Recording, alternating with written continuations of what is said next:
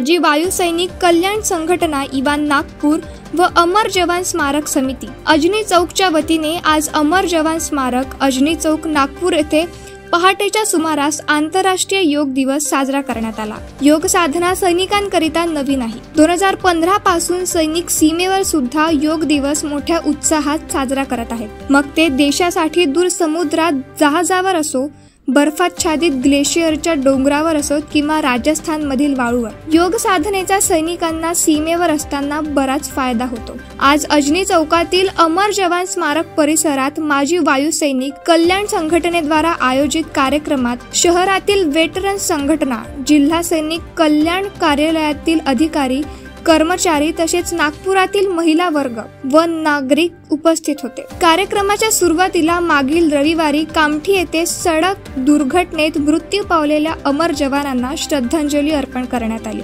घुटने को मोड़ेंगे जरा, अधिक से अधिक मोड़कर शरीर से पीछे की ओर जाइए। जिन महिलाओं को, पुरुषों को कमर की तकलीफ है, अगर अभी दर्द है तो इस क्रिया के करने से तुरंत लाभ मिलता है। आपको कोई टैबलेट खाने की जरूरत नहीं है। भारत माता की जय, भारत माता की जय, वंदे वंदे जय हिंद।